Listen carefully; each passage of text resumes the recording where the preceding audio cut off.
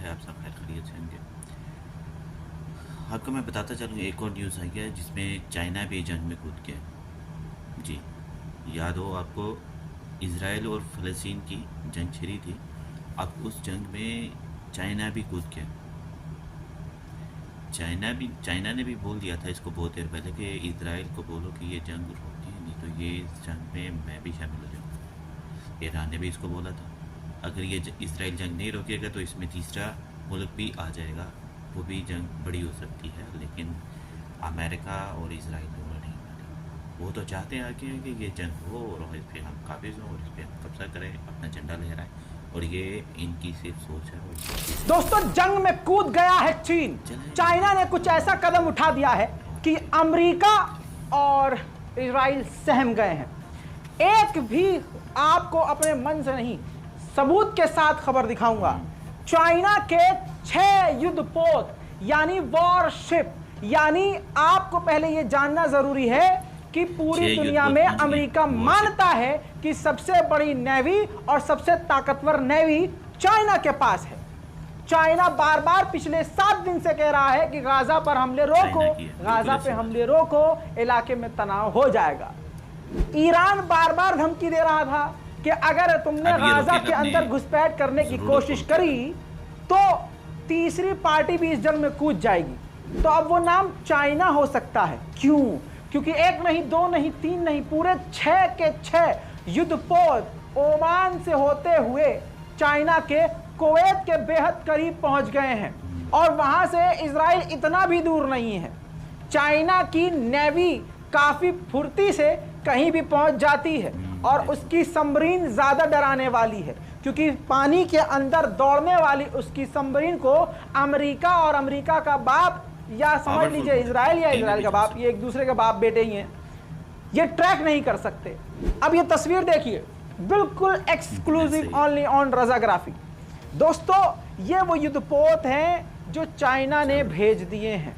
ये चंद तस्वीरें हैं जो बता दूं कि 44th naval escort task force, जी हाँ, वो शुएख पोर्ट पर कुवैत में पहुंच चुकी है 18 तारीख को।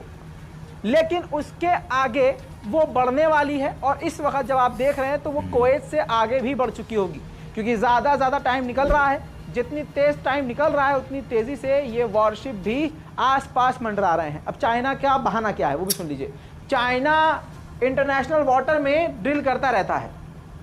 ड्रिल के बहाने कहा यह जा रहा है कि चाइना इस जंग में कूद रहा है, और जाहिर सी बात है चाइना से अमेरिका की लगी हुई है, तो ये चीज़ अमेरिका और इजराइल को डरा रही है। उधर मैंने आपको पहले ही बताया कि यहूदी खुद नेतन्याहू से परेशान है। दोस्तों, तेल अवीव में यानी इजराइल की राजधानी में नेतन्याहू के खिलाफ ही प्रदर्शन हो रहा है। वैसे तो नेतन्याहू के खिलाफ पिछले 7 महीने से इजराइल में प्रदर्शन हो रहा है, विरोध हो रहा है, लेकिन अब लोग कह रहे हैं कि इस जंग की वजह नेतन्याहू है, प्राइम मिनिस्टर है। हमारे लोगों को जो 200 से 250 यहूदी गाजा की कैद में हैं उनको रिहा करवाया जाए और प्राइम मिनिस्टर नेतन्याहू इस्तीफा दें। सुनिए।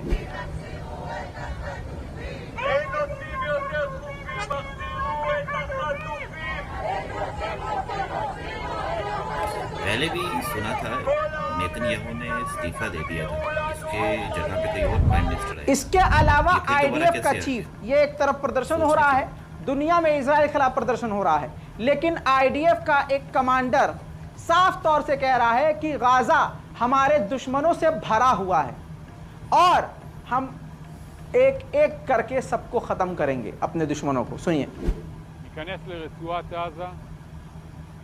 אנחנו ניכנס למשימה מבצעית מקצועית להשמיד את הפעילים של חמאס, את התשתיות של חמאס, ואנחנו גם נזכור בראש שלנו את התמונות והמראות והנופלים משבת לפני שבועיים. עזה היא מורכבת. वहीं जर्मनी पूरी तरह से फिलिस्तीन के खिलाफ है, गाजा के खिलाफ है और इजराइल के साथ है। लेकिन जर्मनी की पार्लियामेंट में अब कुछ ऐसा नजर आ रहा है पार्लियामेंट की बिल्डिंग पर जिससे कई तरह के सवाल उठ रहे हैं। यह है वो तस्वीर, एक्सक्लूसिव जर्मनी की ये पार्लियामेंट है जिसमें आप फिलिस्तीन का झंडा आप डिजिटल वे में आपको दिख रहा होगा कि पार्लियामेंट के ऊपर फोकस किया जा रहा है और सीधा लिखा गया है, देखिए राइट साइड में, जेनोसाइड इन गाजा सफोर्ट स्टॉपनी। ये जर्मन लैंग्वेज लिखा है कि जेनोसाइड जो गाजा में हो रहा है उसको तुरंत प्रभाव से रोका जाए। दोस्तों ये है सबसे ताज़ा और सबसे बड़ी ब्रेकिंग न्यूज़। बहरहाल चाइना के बारे में जो भी राय है नीचे कमेंट कीजिए, रिपोर्ट को शेयर कीजिए, इंतजार कीजिए मेरी अगली रिपोर्ट का। जय हिंद।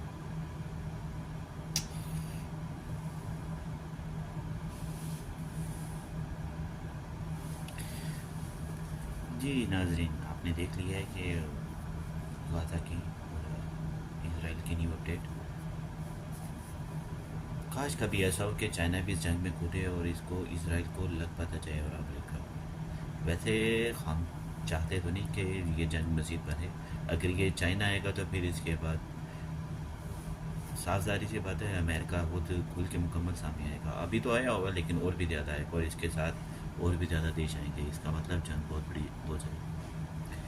मैं नहीं चाहता कि ये जंग इससे भी ज़्यादा बढ़े, बस यहीं तक स्टॉप हो जाए। कई मुसलमानों की जान चली गई, कई मासूम बच्चों की। शायद आप लोगों को वीडियो देखी होगी लेकिन मैंने देखी है, मुझे पता है। निके निके बच्चे, प्यारे प्यारे और मासूम से बच्चे जो 2 माह के 3 माह के, उनके हिस्से, उनके जिस्म के पार्ट्स दर्द से अलग हो गए हों। मैंने तो एक वीडियो देखी थी, फेसबुक पे एक क्लिप आया था, छोटा सा बच्चा उठाया उसके बाप ने, तो उसका सर ही नहीं था। इधर से गोली लगी थी और इधर से उसका सर ही उड़ गया था। छोटा सा बच्चा, मैक्सिमम 2 से 3 लाख का होगा शायद। तो वो बहुत डेंजरस थी। हम भी अपने बच्चों के बहुत दर्द तो होता है, दुख तो होता है। मुसलमान क्या रहा है ये फ़लस्तीन, ये छोटे छोटे बच्चे इसके दुश्मन हैं क्या इसको इन बच्चों से डर है? उसको इन बच्चों से डर नहीं है। वो सिर्फ चाहता है कि ये गाज़ा को ख़त्म करो और इधर मैं अपने इसराइल का झंडा लगाऊं और इसको और मज़ीद बढ़ाऊं। प्रॉपर्टी किसी की खुद कब्जा कर रहा है और खुद को ग्रेटर इसराइल बनाना चाह रहा है। अल्लाह पाक बेहतर करे। दुआ करें आप कि गाज़ा में जितने भी मुसलमान हैं और जितने घर तो भी मेरे ख्याल से कुछ भी नहीं बचा, सब उन्होंने मिलियमेट कर दिए। दुआ करें आप सब के इन मुसलमानों पे अल्लाह पाक अपना रहम फरमाए और काफिरों पे, इन मज़लूमों और ज़ालिमों पे अल्लाह पाक अपना अज़ाब नाज़िल करे और इनको पता चले कि इस दुनिया में एक और हस्ती भी है जो इन सब को लेके चलती है। अल्लाह पाक इन सब को अपनी फ़रमान में रखे, खुश रहें, आबाद रहें। प्लीज़ आप मुझे लाइक और सपोर्ट ज़रूर कीजिए। मैं ऐसी ऐसी न्यूज़ आपको रोज़ाना दिखाता हूँ। इंशाअल्लाह मिलते हैं कुछ देर के बाद, मिलते हैं फिर इंशाअल्लाह नेक्स्ट व्लॉग में। तब तक के लिए मुझे इजाज़त दीजिए।